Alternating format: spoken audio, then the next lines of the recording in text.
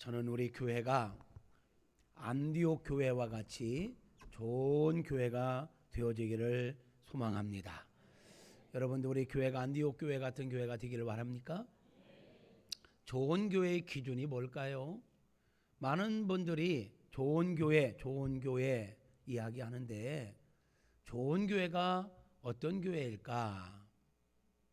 여러분, 좋은 교회는요, 먼저는 목회자들이 좋은 사람이어야 돼. 이렇게 중구난방으로 하면은 목회자가 정말 하나님을 사랑하고 성도님들을 사랑하고 목양일념하고 복음에 붙들림 받고 성령의 이끌림을 받는 목회자가 있는 교회가 좋은 교회인 줄로 믿습니다. 여러분들, 저와 우리 교역자들을 위해 기도할 때 하나님, 우리 교회 목회자들이 정말 좋은 목회자가 되게 하여 주옵소서, 이렇게 기도해 주세요. 다른 것보다도 정말 하나님의 마음을 알고 복음에 매이고 하나님의 사랑에 매이고 성령에 사로잡혀 목회하는 목회자들이 되도록 기도해 주시기를 부탁합니다. 두 번째로, 좋은 교회는 좋은 성도님들이 있는 교회가 좋은 교회입니다. 어떤 성도님들이 좋은 성도님이냐? 맹목적인 믿음을 가진 자들이 아니라, 현세적인 것만 추구하는 성도들이 아니라 영적인 믿음을 가지고 영혼의 때를 준비할 줄 아는 그런 믿음의 소유자들이 있는 교회, 그런 성도들이 좋은 성도인 줄로 믿습니다. 요즘은요, 이상한 목사들도 많고 이상한 성도들도 많아요. 이빨 상한 거 말고 정말 좋은 목사, 좋은 성도 됩시다. 영의 귀가 열려있는 성도, 영의 눈이 열려있는 성도, 영적인 깨달음이 있는 성도, 예수님을 구원자로 분명하게 믿는 성도, 믿음으로 끝나지 않고 내 안에 계신 예수님을 나의 인생의 주인으로 믿는다면 내 마음대로 내 기분대로 상식대로가 아니라 내 안에 주인으로 계신 예수님의 말씀대로 살아가는 그런 성도들이 있는 교회가 좋은 교회인 줄로 믿습니다. 성도 여러분, 예수님을 잘 믿읍시다. 하나님의 말씀을 살아내는 저와 여러분 모두가 되어지기를 주님의 이름으로 축복하고 기도합니다. 좋은 교회는 세상 소리가 선포되지 않고 사람들의 목소리가 커지지 않고 하나님의 진리의 말씀이 선포되고 그 말씀으로 말미암아 영혼이 살아나는 교회, 그래 성령의 기름 부으심이 강력하게 있는 교회가 좋은 교회인 줄로 믿습니다. 안디옥 교회가 바로 그런 교회였습니다. 안디옥 교회는요, 어떻게 세워진 교회냐면 예수님이 승천하신 다음에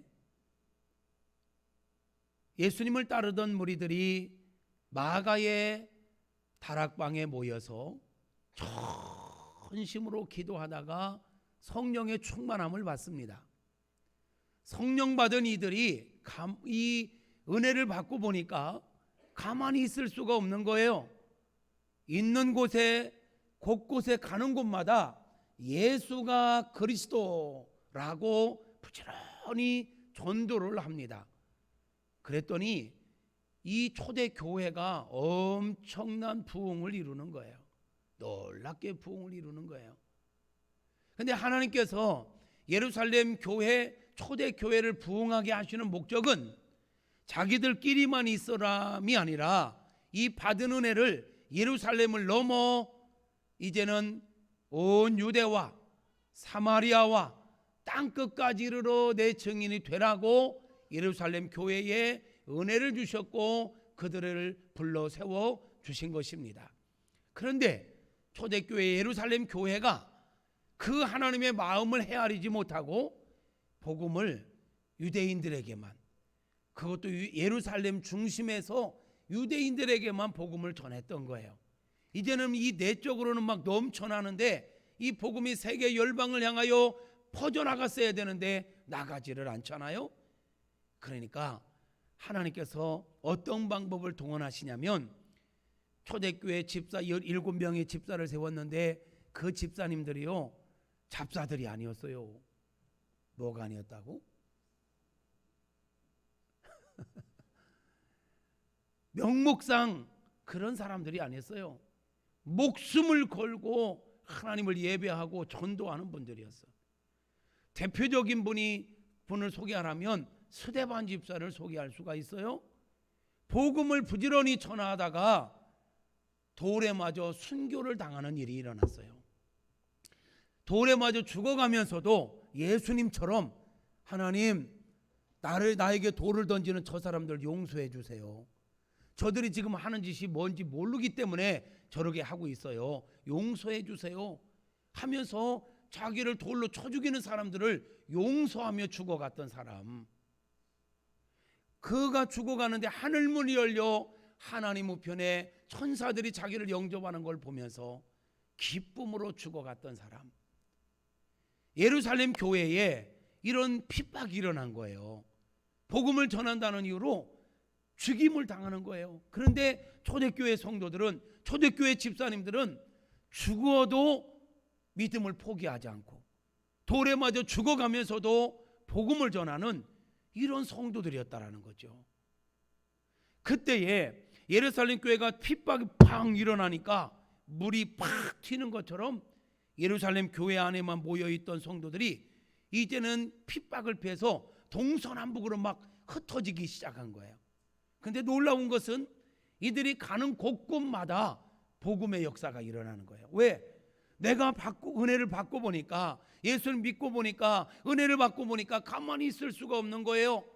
비록 도망자 신세지만, 핍박을 피해서 도망했지만 가만히 있을 수가 없는 거예요. 만나는 사람들에게 예수가 그리스도라고 부지런히 전하기 시작했지요.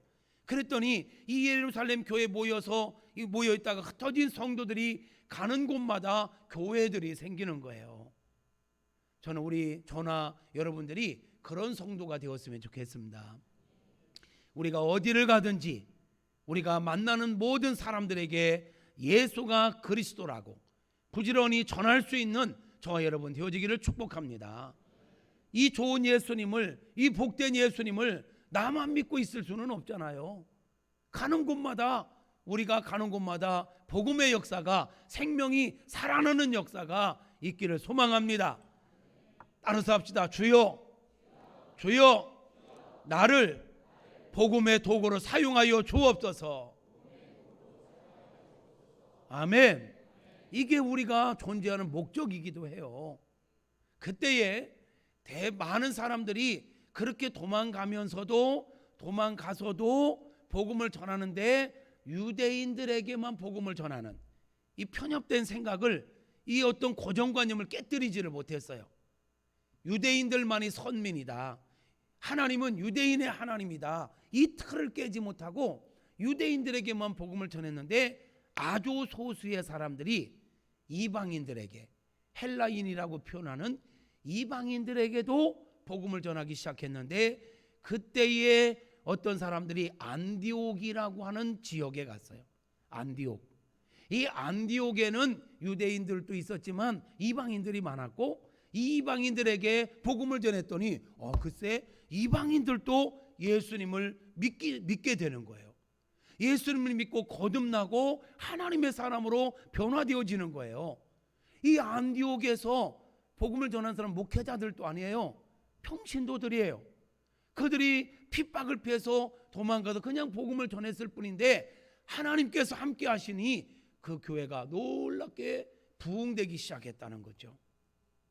그 소문을 예루살렘 본부와 같은 예루살렘 교회가 들었어요. 예수님의 12 제자 사도들이 주로 머물러 있는 예루살렘 교회가 이 소식을 듣는 거예요. 여기저기에서 막 교회가 생기는데 그 중에 이방 지역인 안디옥이라는 교회 지역에도 교회가 세워졌고, 그 교회가 놀랍게 부흥하고 있다는 것을. 보니까 거기에 평신도들만 있으니까 한계가 있잖아요. 지도자를 보내야 되겠다. 그래서 첫 번째로 파송한 목회자가 있는데 그가 바로 바나바라고 하는 사람이에요. 바나바라고 하는 사람의 원래 이름은 요셉이에요. 요셉인데 사도들이 이 요셉의 이름을 바나바라고 불러줬어요. 별명과 같은 거예요. 바나바라는 이름의 뜻은 위로자라는 의미가 있어요. 위로자, 권위자. 그러면 이 바나바가 뭘 잘했을 것 같아요? 위로를 잘했어요. 어려운 사람들을 만나면 위로해주고 바른 복음으로 살아가도록 권면해주고 이렇게 잘 이끌어줬단 말이죠. 그 바나바에 대해서 성경은 이렇게 소개해요. 바나바는 착한 사람이다. 바나바는 지혜로운 사람이다. 바나바는 성령 충만한 사람이다. 여러분 축복합니다. 우리가 바나바와 같은 사람들이 되어지기를 바랍니다. 성령 충만한 성도, 지혜로운 성도, 착한 성도. 할렐루야. 예루살렘 교회가요 막 부흥해서 사람들이 모였는데 보니까 예루살렘 교회 안에 성도들 가운데는 부자들도 있었지만 정말 극한 가난 가운데 있는 사람들도 있었어요. 그걸 교회에 왔는데 먹을 게 없어서 굶는 사람들도 있었단 말이죠. 그래서 그때에 이 바나바, 요셉이라고 하는 바나바는요 자기 재산이 좀 있었어요. 그래가지고 자기의 집에 있는 밭을 팔아가지고 그 값을 다 사도들에게 갖다 내놔요. 이거 사용하세요. 모이는 우리 성도님들 가운데 없는 사람들에게 나눠주세요. 이러면서 자기 재산을 팔아가지고 어려운 이웃들에게 도와주는데 나눠주는데 이름 없이 핏도 없이 이 일을 했던 사람이 바로 바나바예요. 그 모습을 보고 야 우리도 한번 해보자 하고 흉내냈던 사람들이 아나니아와 삽비라지요. 사도행전 5장에 아나니아와 삽비라가 바나바를 본받아서 우리도 그렇게 한번 해보자 하고 땅을 팔았는데 막상 돈을 딱 쥐고 보니까 욕심이 생겨서 이거 꼭 다 드려야 되나? 다 드리려니까 좀 그렇다. 일부러 뚝 떼어놨어요. 그럼 떼어놓은 건 문제 안 돼. 자기가 자기 땅을 팔아서 자기 거 좀 챙겨놓은 거 누가 뭐라고 하겠어요? 그럼 사도들에게 와서 제가 사실 이렇게 밭을 좀 팔았는데 금액이 얼마 나왔어요. 얼마 얘기 안 해도 괜찮아. 이 일부는 내가 좀 떼어놨고 일부 갖고 왔습니다. 이거 가치 있게 쓰세요. 교회 구제헌금으로 쓰세요. 어려운 성도님들 돕는데 쓰세요 하고 내놓았으면 아무 문제 없었을 건데 일부는 떼어놓고 일부를 갖고 왔으면서 마치 그게 다인 것처럼 막 이렇게 드렸어요. 사람은 속여도 하나님은 못 속이잖아요. 그랬다가 죽어버렸어요. 거짓말로 하나님을 속였다가 남편이 먼저 와서 드렸는데 베드로가 왜 성령을 속이냐 그러면서 딱 죽었어요. 그러니까 신앙생활 막 하면 안 됩니다. 장난스럽게 하면 안 됩니다. 하나님은 다 알고 계시거든요. 아멘입니까? 근데 남편이 헌금으로 가더니 안 와. 그러니까 아내가 왜 안 오지 하고 조금 가다 보니까 이 교회까지 갔네요. 베드로 사도를 만났네요. 베드로 사도가 이 아내를 보자마자 물어봐요.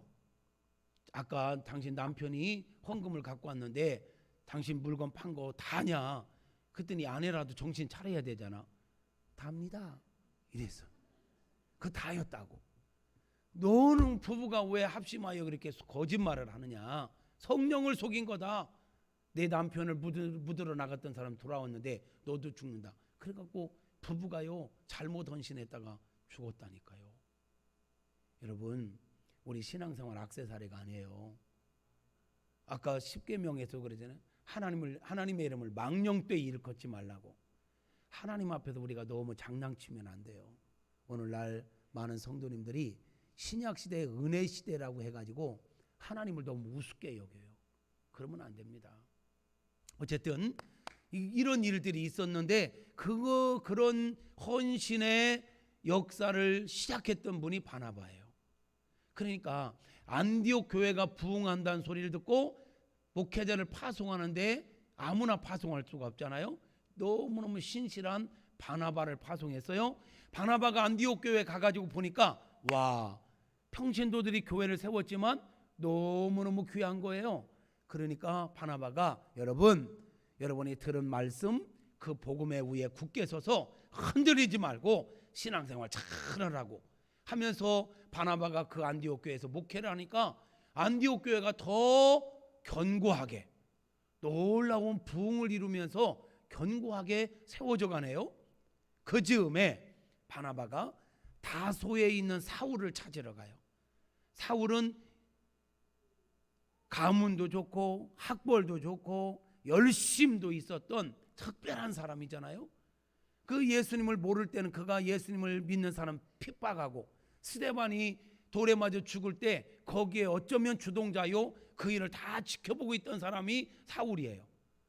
그가 그 스데반이 죽어가는 모습을 보면서 충격을 받았겠지요. 도대체 그 십자가에 못 박혀 죽은 예수는 어떤 존재인 거야?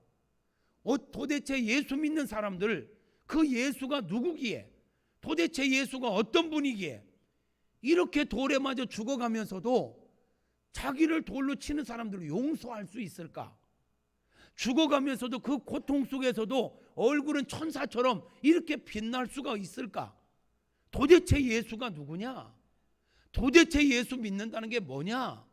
막 궁금증에 사로잡혀 있을 그때 막 그 마음의 한쪽에 막 그 번뇌가 일어나니까 더 악한 마음으로 저 예수 믿는 걸 다 잡아 죽일 거야, 다 잡아서 감옥에 가둘 거야 하면서 예수 믿는 사람들을 잡으러 가는 중에 다메섹이라고 하는 지역에 갔을 때 강력한 빛이 바울에게 비추지요.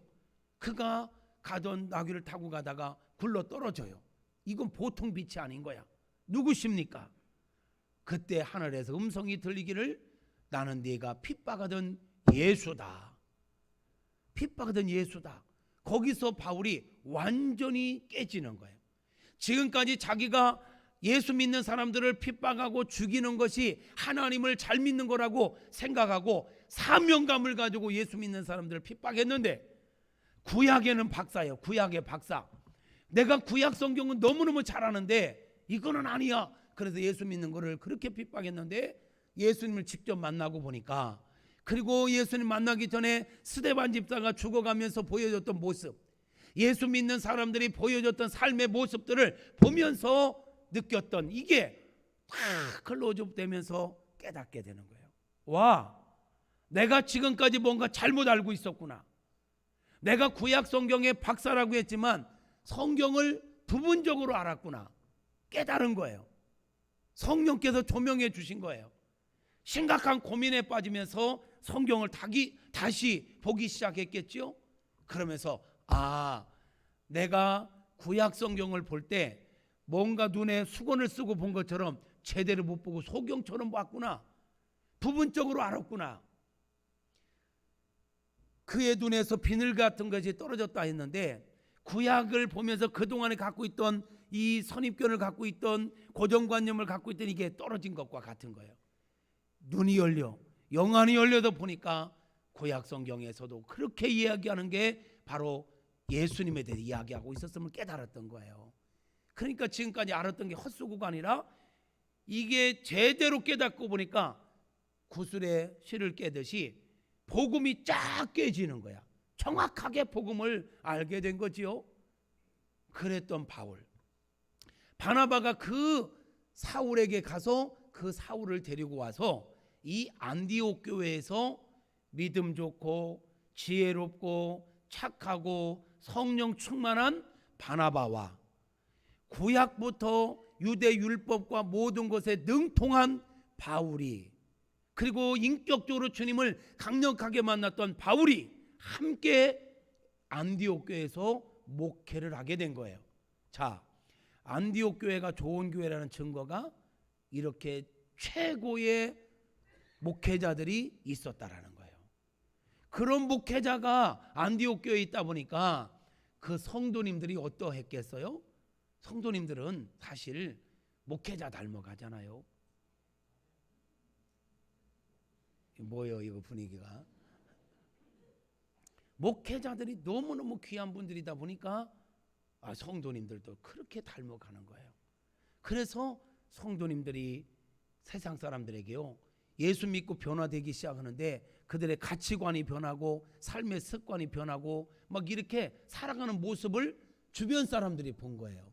여러분, 우리 예수 믿는 사람들을 보고 그리스도인이라고 하는데, 이 그리스도인이라는 말이 어디에서 처음 나오게 됐냐면 이 안디옥 교회에서.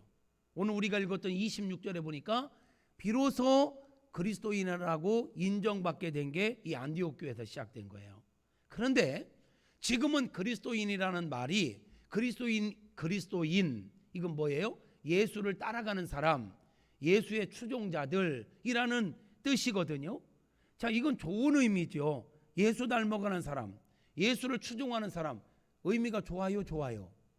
좋지요? 좋아요. 그런데 처음에 안디옥 교회에서 이 그리스도인이라고 말한 것은 자기들이 얘기한 게 아니에요.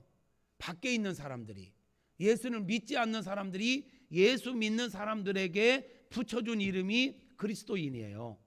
무슨 말이냐면 이게 처음부터 좋은 의도로 그리스도인이라고 얘기한 게 아니에요.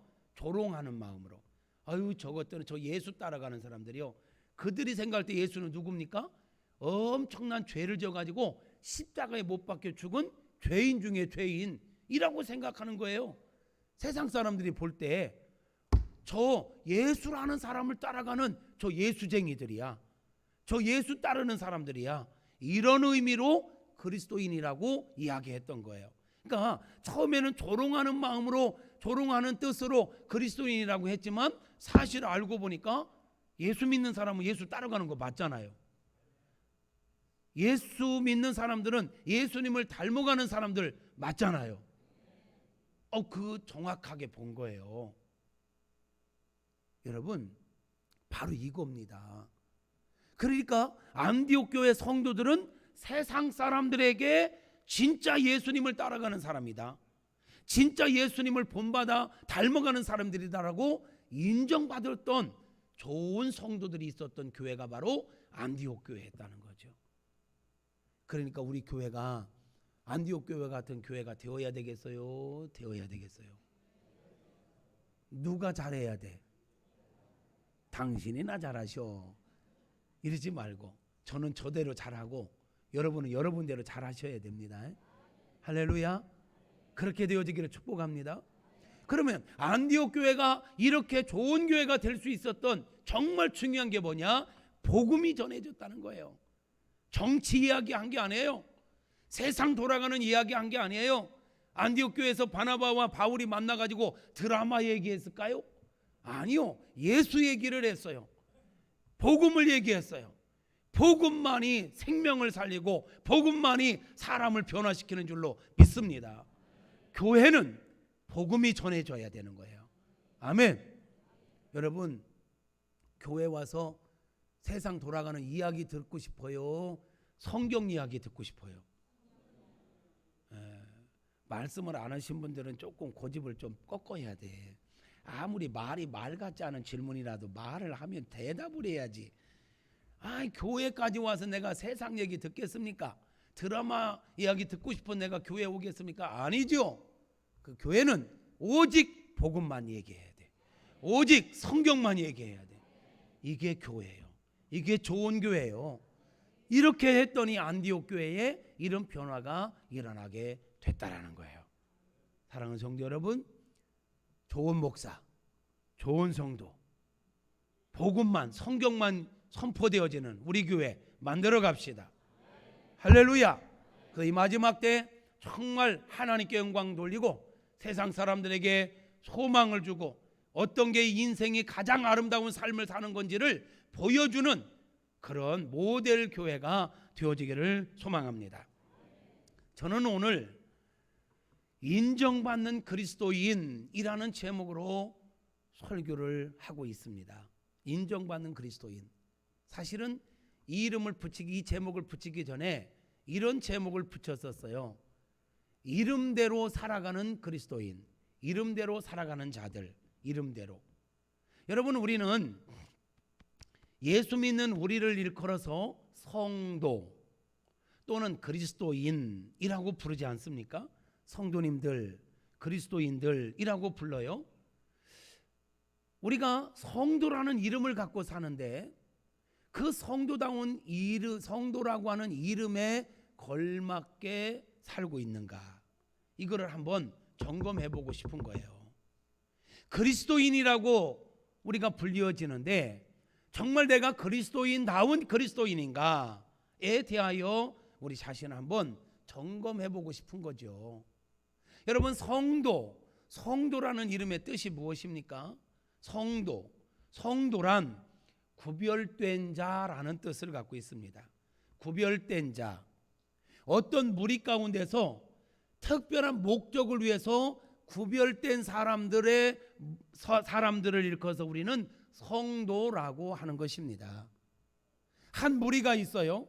근데 특별한 목적, 그 특별한 목적이라 함은 신에게 바쳐지기 위해서, 신을 위해서 드려지기 위해서 구별된 자 또는 구별된 물건을 일컬어서 우리는 성물, 성도, 구별된 자라고 이야기하는 것입니다. 원래 거룩하다라는 말은 히브리어로 보면 카도시라는 단어를 써요. 헬라어로는 하기오스라는 단어를 쓰는데 이 단어의 뜻은 자르다, 분리하다라는 단어에서 온 말이에요. 자르다, 분리하다. 무엇을 위해서 분리하다라는 말일까요? 쉽게 표현하면 이런 겁니다. 한 무리가 있는데 신을 위해서 드리기 위해서, 신에게 제물로 드리기 위해서 구별된 것, 이게 하기오스, 거룩한 물건이라는 거예요. 거룩한, 이런 물건이면 거룩한 물건, 그걸 보고 우리는 뭐라고 그래요? 성물이라고 해요. 자, 교회 안에 이런 마이크, 강대상, 화분, 피아노 뭐 이런 걸 일컬을 때 우리는 성물이라고 합니다. 성물. 하나님을 위해서 사용하기 위해서 구별해 놓은 물건이라는 얘기예요. 성물. 하나님을 위해서 일하는 사람들, 전적으로 풀타임으로 일하는 사람들을 일컬어서 우리는 성직자라고 합니다. 목회자를 보고 성직자, 그죠? 신부님들 보고도 성직자라고 하죠. 거룩한 일을 위해서 구별된 사람이라는 거예요. 구별된 직업을 갖고 있다는 거예요. 쉽게 표현하면. 그러면 성직자는 아니지만 여러분들은 누굽니까? 성도, 구별된 사람, 구별된 백성, 구별된 무리라는 얘기예요. 이 건물을 일컬어서 우리는 교회라고도 하지만 성전, 거룩한 집이라는 얘기예요. 하나님의 영광을 위해서 사용하기 위하여 만들어진 집, 건물, 성전, 사람, 성직자, 성도, 물건, 성물, 이거는 구별된 거예요. 이해하십니까? 이게 바로 성도예요. 그런데 오늘날 우리 한국교회가 이 성도라는 칭호를 조금 잘못 이해하고 있는 경향이 많아요. 보통 목사에게 성도라고 부르는 사람 별로 없어요. 우리 장로님들에게 성도님이라고 부르는 경우도 별로 없지요. 성도님 안 불러.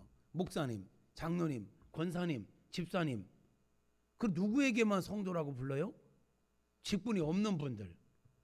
이게 무슨 계급처럼 말이죠. 그래가지고 장로님들에게 혹시 성도님 그러면 정색으로, 나 성도 아니에요, 장로예요.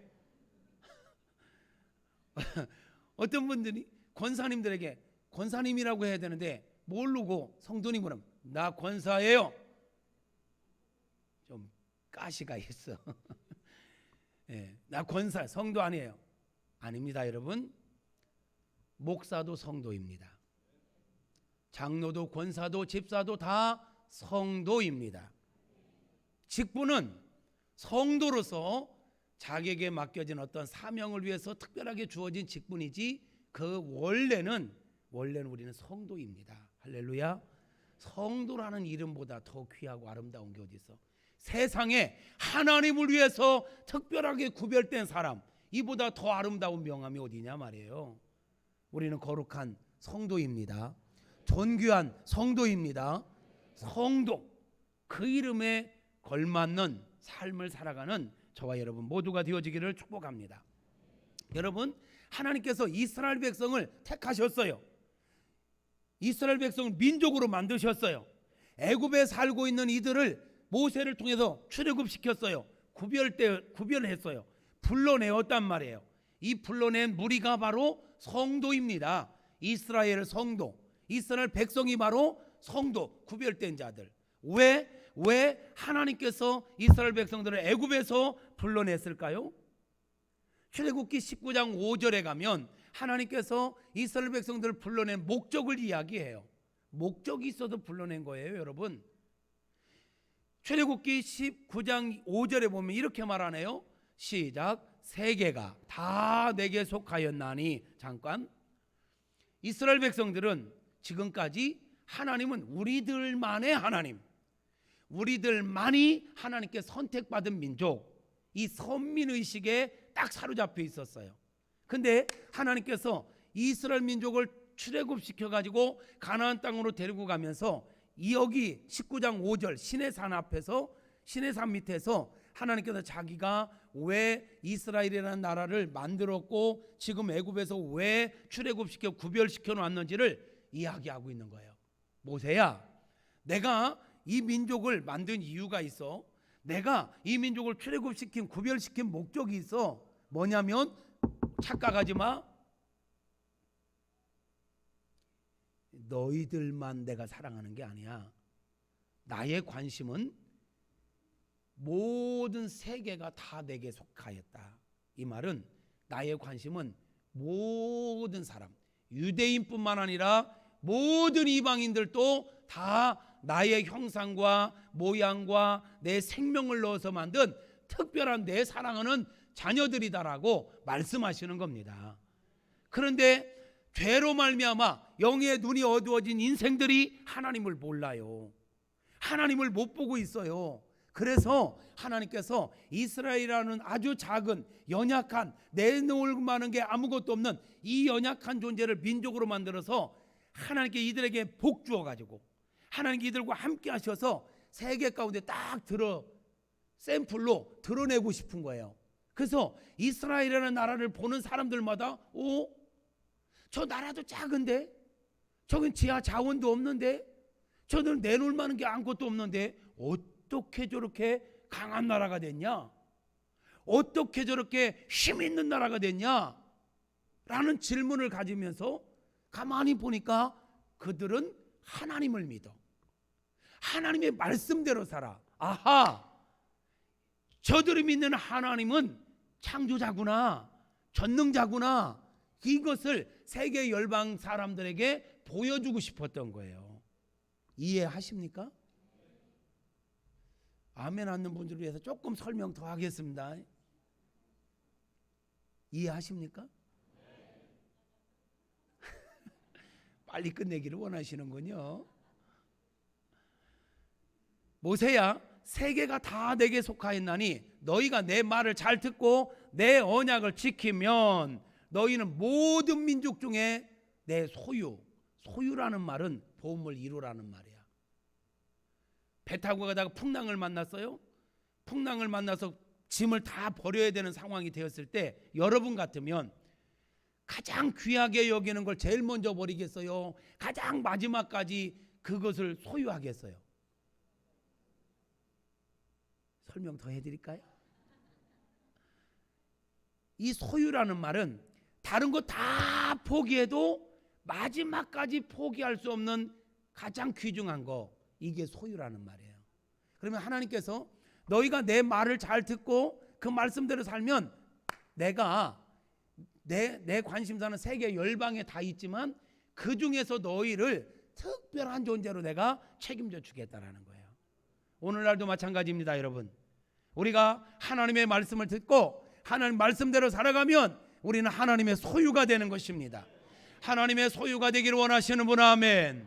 하나님의 소유로 살아가기를 원하시면 아멘. 그렇습니다. 넘겨주세요. 너희가 내게 대하여 제사장 나라가 되며, 제사장이 뭐 하는 사람입니까? 백성과 하나님 사이에 백성들을 하나님께 나아갈 수 있도록 도와주는 사람, 제사장. 근데 제사장 나라라 하면 뭐예요? 이스라엘 민족을 통하여 세계 열방 나라들이 다 주께로 돌아오게 만드는 특별한 존재로 써주시겠다는 거예요. 이런 목적을 위해서 구별하신 거예요. 거룩한 백성이 되리라, 이 말은 거룩한 성도가 되게 하겠다라는 거예요. 이스라엘을 그래서 성도라고 부르는 거예요. 이런 특별한 목적을 위해서 구별된 민족, 성도, 성민, 선민, 이렇게 다 같은 말이에요. 이해하시죠? 이때 구약에서는 혈통적 유대인들이 여기에 속한 거예요. 그런데 신약으로 오면서 이제 이게 확대됩니다. 누구든지 예수가 그리스도라고 믿는 사람들은 혈통적 유대인이 아니어도 하나님의 거룩한 소유, 하나님의 거룩한 백성, 성도가 될 수 있습니다. 베드로전서 2장 9절에 보니까 이렇게 말씀하네요. 그러나 너희는 택하신 족속이요, 우리가 택함 받은 거예요. 왕 같은 제사장들이요, 거룩한 나라 성도요, 그의 소유가 된 백성이니. 여러분, 예수는 믿습니까? 예수 믿는 우리가 어떤 존재인지를 이야기하고 있는 게 이 베드로전서 2장 9절이에요.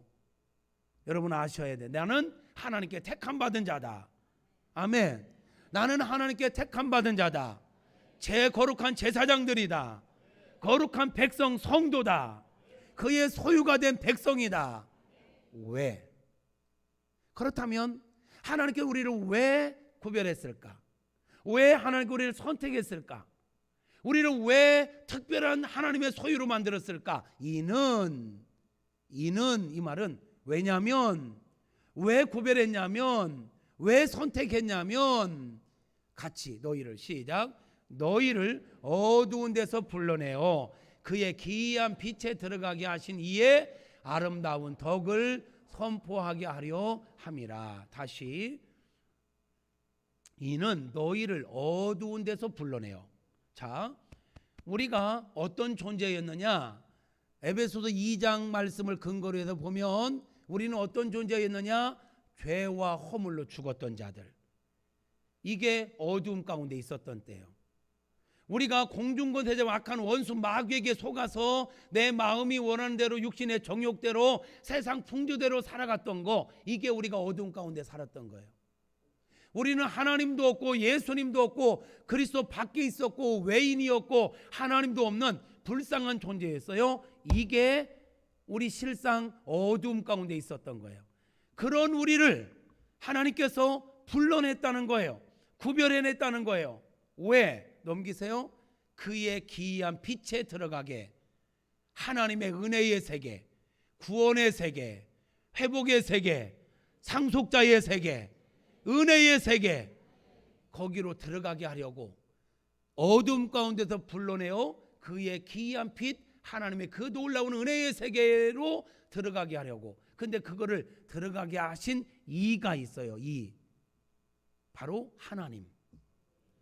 우리를 어두운 데서 불러내어 그의 거룩한 빛에 들어가게 하신 이 하나님의 아름다운 덕, 아름다운 덕이라 함은 하나님의 사랑, 하나님의 은혜를 말하는 거예요. 결론, 왜 하나님 우리를 구별했느냐? 하나님이 왜 우리를 성도로 삼았느냐? 어둠 가운데 있던 우리를 빛으로 들어가게 하신, 은혜의 세계로 들어가게 하신 하나님의 사랑과 하나님의 은혜를 선포하게 하려 하심이라. 그러면 성도의 삶의 존재 목적이 뭐라는 거예요? 하나님의 은혜와 사랑을 선포하며 사는 것, 증거하며 사는 것, 이게 우리 존재의 목적인 것입니다. 그러므로 우리는 때를 얻든지 못 얻든지 예수가 그리스도라고 전도하며 살아야 하는 것입니다. 선포하며 살아야 하는 것입니다. 사람들이 믿든 안 믿든 관계없어요. 듣든 안 듣든 관계없어요. 우리 사명은 교회까지 못 데리고 와도 괜찮아요. 우리 사명은 예수가 그리스도라고, 하나님이 당신을 사랑한다고, 우리 예수 믿어야 구원받는다고 부지런히 증거하는 데에 우리 존재의 목적이 있는 것임을 기억하시고 복음을 전하며 살아갈 수 있기를 주님의 이름으로 축복합니다. 결론, 성도는 하나님의 영광을 위하여 아직도 하나님을 알지 못하는 사람들에게 하나님이 우리를 얼마나 사랑하시는지, 하나님 안에 어떤 은혜가 있는지를 증거하며 사는 것, 이게 우리 성도의 삶의 목적이어야 한다라는 것입니다. 그래서 우리 성도는 이 땅에 발을 딛고 살고 있기 때문에 대한민국 국민인 동시에 더 나아가 우리의 소속은 하나님께 있습니다. 하나님 나라에 있습니다. 우리는 천국 백성입니다. 할렐루야. 그러므로 우리는 두 나라 시민권을 갖고 있는 거예요. 대한민국 시민인 동시에 천국 백성인 거예요. 자, 그거 확실히 믿으면 아멘. 여러분 천국 백성인 걸 믿습니까? 그러면 하나님의 천국 백성은 하나님의 보호 가운데 있는 겁니다. 하나님의 통치 가운데 있는 겁니다. 대한민국 시민권을 갖고 있으면요, 대한민국의 법적 보호를 받습니다. 우리나라에 미국 사람이 우리나라에 와 있어도요, 미국 시민권을 갖고 있다면 그를 우리가 마음대로 체포할 수 없어요. 미국 법이 그를 보호합니다. 우리가 이 땅에 발을 딛고 살아도 우리가 하나님 나라의 백성인 거 진짜 믿으신다면 하나님의 보호가 우리 가운데 미친다는 걸 믿으셔야 되는 거예요. 그런 특별한 사랑 가운데 있는 거예요. 하나님의 보호만입니까? 하나님의 공급하심도, 하나님의 책임져 주시는 은혜가 있는 것입니다. 이게 우리의 소속, 신분을 알아야 돼. 신분. 나는 천국 시민권을 갖고 있는 자다. 자부심을 가지기를 축복합니다. 그러면 자, 저와 여러분이 대한민국 국민이면 대한민국 법의 보호를 받죠. 동시에 의무도 있어. 국민의 의무, 국방의 의무, 납세의 의무, 교육의 의무. 이 의무는 이행해야 돼요, 해야 돼요? 그럼 당연하지. 그럼 천국 백성들도 마찬가지예요. 천국 백성으로 하나님의 보호 가운데, 하나님의 은혜 가운데 거한다면 천국 백성으로서 마땅히 지켜야 될 의무가 있어요. 뭘까요? 띄워주세요.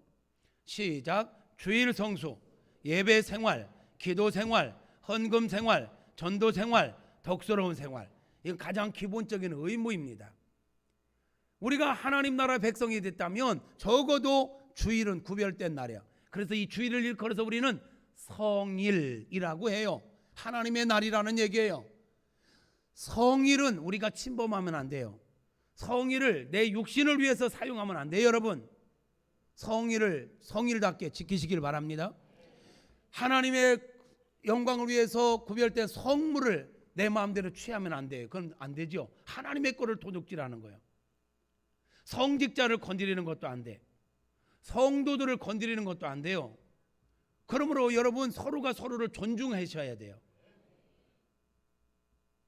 여러분 이웃이 와를 막론하고 사람 무시하지 마세요. 사람에게 욕하지 마세요. 성도요, 성도. 하나님께 구별된 존재들. 근데 우리가 뭔데? 하나님의 사람들을 무시해. 우리가 뭔데? 하나님의 사람들을 욕해. 이건 하나님께 벌 받을 짓이에요. 아멘 하시옵소서. 그래서 내 이웃을 내 몸처럼 사랑하라 하셨고, 주님 대하듯 사람들을 대하라고 하신 거예요. 아멘입니까? 그러니까 물건도 사람도 귀하게 여겨야 되지만 날도 하나님의 것, 날은 지켜야 돼. 주일 성수할 수 있기를 축복합니다. 아무리 바쁘고 힘들어도요, 주일은 반드시 지키셔야 돼요. 아멘. 주일을 성수 못하게 방해하는 것 가지치게 하세요. 굶어야 되면 굶지 뭐. 죽으라면 죽지 뭐. 죽기 싫어요? 죽으면 천국 가는데 뭐. 이게 믿음이지. 아멘. 주일 성수하시고 예배 생활 목숨 거시고 하나님과 교제 대화하시고 하나님의 것은 구별해서 드리시고 아무리 힘들어도 주일 성수, 주일 헌금, 11조 헌금 생활 분명히 하게 하시기를 바랍니다. 하나님의 것 떼먹으면 안 돼요. 전도 생활 존재의 목적이에요. 그리고 이 마지막 때 덕스러운 생활을 하셔야 돼요. 성숙한 신앙인. 그리스도인이라 인정받았던 그리스도인들, 안디옥 교회 성도들, 그들의 덕스러운 삶, 예수님의 말씀대로 살면 덕스러운 삶을 살 수밖에 없는 거지요. 말씀대로 살지 않고 자기 생각대로, 자기 기분대로, 자기 감정대로 살으니까 사람들에게 덕을 끼치지 못하는 거예요. 그게 죄예요, 여러분. 덕스러운 생활을 할 수 있기를 주님의 이름으로 축복합니다. 우리가 이렇게 살아가면 보상이 따릅니다. 보상. 성도들에게 따르는 보상. 첫째, 믿음의 보상은 구원으로 이어집니다. 믿음의 보상이 뭐라고요? 예, 이제 성도답게 살기 위하여 몸부림치며 살아가는 모든 신앙생활은 상급으로 이어집니다. 성도들의 삶에 대한 보상은 상급으로 이어집니다. 상급은 다 똑같지 않습니다. 상급은 믿음의 등급에 따라 우리가 심은 대로 행한 대로 거두게 하시는 하나님의 원칙에 따라 많이 심은 자는 많이 거두게 할 것이고 적게 심은 자는 적게 거두게 하실 것입니다. 그러므로 우리는 이 땅의 것만을 위하여 살지 말고 영혼의 때에 더 많은 더 큰 온전한 상급을 받기 위하여 더 거룩하게 더 하나님의 말씀대로 살아갈 수 있기를 주님의 이름으로 축복합니다. 그렇게 살아가는 사람들, 이게 성도요. 돌아봅시다. 나는 지금 성도답게 살고 있는가? 이렇게 성도답게 살아가면, 성도로 진짜 성도가 되면, 첫째, 지난주에 말씀을 듣고 믿고 그러면 성령께서 인정하셔서 인쳐주신다 했어요. 우리 성도는 성령님께도 인정받아야 되지만 세상 사람들에게도 당신을 보니까 진짜 예수 믿는 사람이네, 당신 진짜 예수쟁이네, 정말 당신 예수 닮아가는 사람이네, 그리스도인이네, 이런 인정을 받아야 되는 것입니다. 그게 안디옥 교회예요. 저와 여러분 모두가 세상 사람들에게도 정말 내가 당신 보니까 난 하나님은 모르겠는데, 난 하나님 못 봐서 모르겠는데 당신 보니까 하나님 계신 것 같네요, 당신 살아가는 게 정말 다르네요, 이렇게 인정받기를 축복합니다. 그리스도인이란 이런 의미를 갖고 있어요. 그리스도를 닮은 사람들, 예수를 따르는 사람들. 이건 앞에서 설명했으니까. 전에도 제가 이 설교 한번 했는데요, 김남준 목사님이 쓴 그리스도인의 아우라라고 하는 책을 보면 이런 단어가 나와요. 초대교회 성도들을 일컬어서 세상 사람들이 뭐라고 얘기했냐면 제3의 족속들이라고 했다는 거예요. 제3의 족속들. 저는 이 말이요 지금도 많이 생각나고 한 번씩 생각을 해요. 제3의 족속, 이게 무슨 말이냐면 세상에는요 유대인들, 하나님을 믿고 하나님의 율법을 따라 살아가려고 몸부림치는 유대인들이 있고, 유대인들에게는 유대인들만의 색깔이 있어요. 유대인들만의 삶의 방식이 있어요. 그런가 하면 유대인이 아닌 헬라인들, 즉 이방인들. 그래서 유대인이나 헬라인이나 성경 계속 얘기하는 거예요. 세상에 크게 보면 유대인이냐 이방인이냐예요. 유대인들은 유대인들만의 살아가는 방식이 있어요. 이방인들은 이방인들이 살아가는 방식이 있어요. 그런데 어느 날부터인가 유대인의 방식도 아니고 이방인의 방식도 아닌 제3의 족속들이 일어난 거예요. 가만히 보니까 그 3의 족속들이 누구냐? 예수 믿는 사람들이야. 그 예수 믿는 사람들은 유대인 방식도 따르지 않고 이방인의 방식도 따르지 않아. 뭘 따르는가 보니까 예수 믿는 사람들의 가치관, 말하는 거 이런 걸 보니까 예수님께서 말씀해 주신 대로 하려고 노력하는 특별한 존재들이라는 거예요. 예를 들면 유대인의 법에 의하면 눈은 눈으로, 이는 이로, 한 대 쳤으면 나도 한 대 쳐, 이게 유대인 법이라면 이방인들은 한 대 좀 죽여버려. 이게 이방인의 법이라면 이게 아니야. 제3의 족속, 나를 치는데 스데반 집사처럼 하나님 저들을 용서해 주세요, 이래. 어떻게 저게 가능할까? 예수님이 그랬단 말이에요.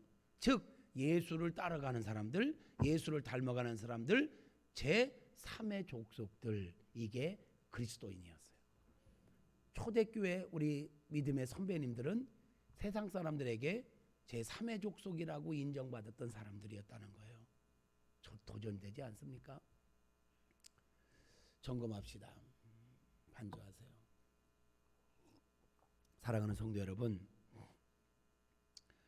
요즘은 이게 그리스도인 성도라는 이름이 원래의 의미에서 좀 많이 벗어나 있는 것 같아요. 그냥 교회만 나오면 성도라고 불러줘. 사실 성도 아니거든요. 교회 나온다고 성도 아니죠. 예수님 믿어야 성도죠. 하나님을 위해서 구별된 모습으로 사는 자가 성도죠. 교회 나온다고 성도, 교회 다니면 그리스도인. 안디옥 교회 성도는 자칭 그리스도인이 아니라 세상 사람들이 불러준 그리스도인이었어요. 어떤 글을 보니까 이런 글이 있어요. 사람이 차고에 들어간다고 해서 차가 되는 건 아니다. 그죠? 여러분들 차고 들어간다고 여러분이 차가 됩니까? 마찬가지로 우리가 교회 온다고 해서 무조건 성도가 되는 건 아니다. 바뀌어야 되는 거예요. 주인이 바뀌어야 되는 거예요. 가치가 바뀌어야 되는 거예요. 진짜 성도 됩시다. 나는 성도다운 성도인가? 돌아보십시오. 나는 그리스도인다운 그리스도인인가? 나는 성도라는 이름, 그리스도인이라는 이름에 걸맞게 살고 있는가? 여러분이 있는 지금 있는 모습 그대로 하나님 앞에 서도 괜찮겠습니까? 지금 믿음, 지금의 삶의 모습들, 그 모습 그대로 하나님 앞에 서도 괜찮겠느냐고 묻고 있는 것입니다.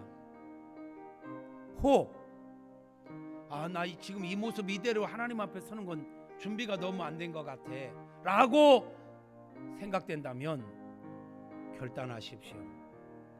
어떤 결단, 어떤 변화가 이루어야 할지 기도하며 물으십시오. 그리고 주님 앞에 언제 어느 시라도 바르게 설 수 있는 자로 진정으로 변화되는 은혜가 있기를 주님의 이름으로 축복합니다. 축복합니다.